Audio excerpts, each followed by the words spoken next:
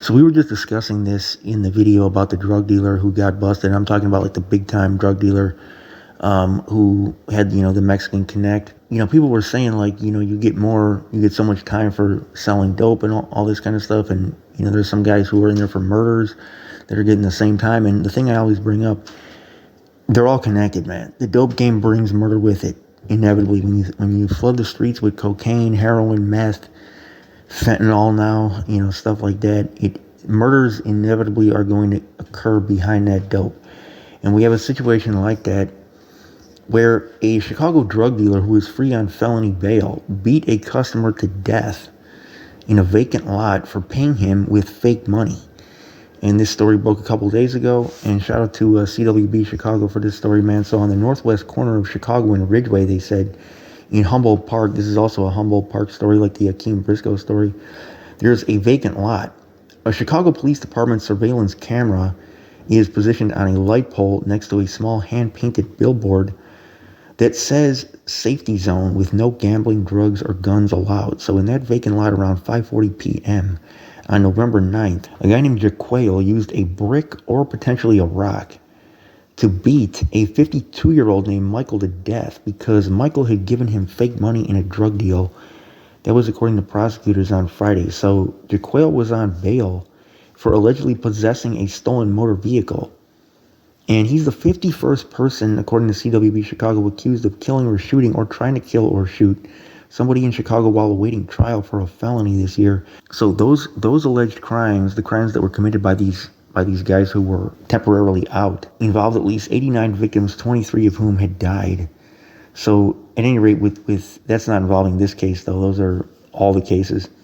But Michael died the next day from blunt force trauma to the head. His injuries were so severe that Chicago police mistakenly thought he had been shot. Prosecutors on Friday said that is not the case. So surveillance video allegedly showed Jaquale following Michael as he left a nearby convenience store. As the man reached the vacant lot, Jaquale hit Michael on the back of the head from behind, causing him to fall. So it was a sneak attack. The video allegedly showed Jaquale then stomping on Michael's head and then repeatedly striking Michael in the head with an object that he found in the lot. After the beating, Jaquale returned to the convenience store, bought a bag of chips, and walked away. Police identified Jaquale through the surveillance footage and arrested him on Tuesday. During an interview with detectives, he admitted to hitting Michael with a brick or rock because Michael gave him fake money during a drug transaction. So Jaquale was on bail at the time of the attack for possession of a stolen motor vehicle. On April 6th, the judge ordered him to pay a $500 bail deposit to be released on electronic monitoring in that case. Another judge removed the electronic monitoring requirement, and Jaquale was arrested again on May 28th for allegedly selling heroin on Chicago Avenue, about a block from where Michael was killed.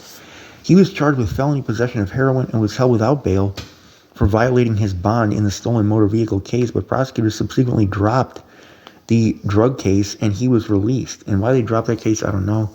But according to prosecutors, he has 2 felony narcotics convictions as an adult. And prosecutors said that on Friday that he was arrested for aggravated battery and robbery as a juvenile in 2014. But no further information about the outcomes of those cases was available. His public defender said that he earned his GED and was working at Popeyes. So he did have a job, and after hearing about the murder allegations, the judge held him without bail at the state's request. She also held him without bail on an arrest warrant that another judge had issued when Jaquale stopped showing up in court for his stolen motor vehicle case. This is like a snapshot of some of the stuff that's going on in the Cook County court system right now, man. But and I'm not pointing the finger at the state's attorney or at any of the judges for this, because it's just the system right now is dealing with a very difficult problem here, because you got a lot of guys that are overcrowding the system. And the biggest factor in the overcrowding that I can see that's making it a lot more difficult for these judges and these prosecutors and even for the state's attorney to, hold guys that are a real threat and release guys that are not a threat is the gun cases. The only practical purpose that I can see for these gun cases is basically to get a guy who is doing like murders, but you don't have enough evidence to get him on the murder, so you just need something to get him off the street so he stops killing people. As far as that, I can see the gun cases, but right now, I would say at least on an average day, and you know, anybody who's, you know, working in the system can probably confirm this, where basically on an average day in, you know, Cook County Bond Court, a good 3/4 of the cases that come before those judges are gun cases.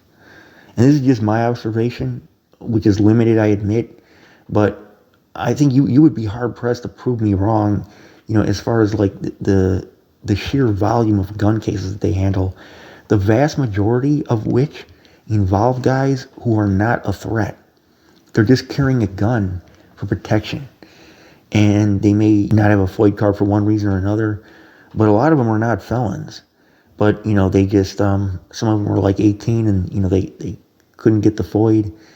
But, you know, they're in there for, you know, getting caught with a Glock, getting caught with, you know, this, that. And a lot of them are getting right back out, which is good, because if they're not doing anything else and they're just trying to protect themselves, then okay, but it's clogging the system. And this is one of the things with the gun laws where, you know, personally, I think they need to loosen it up, man, because, and, you know, I know people, you know, always come to me when I start bringing forth talking points that a lot of time are, you know, from the Republican side, but it's true. I mean, it's almost like a mini war on drugs, because you're getting guys into the system that aren't criminals. They're just trying to live to see another day. That's why they're in there.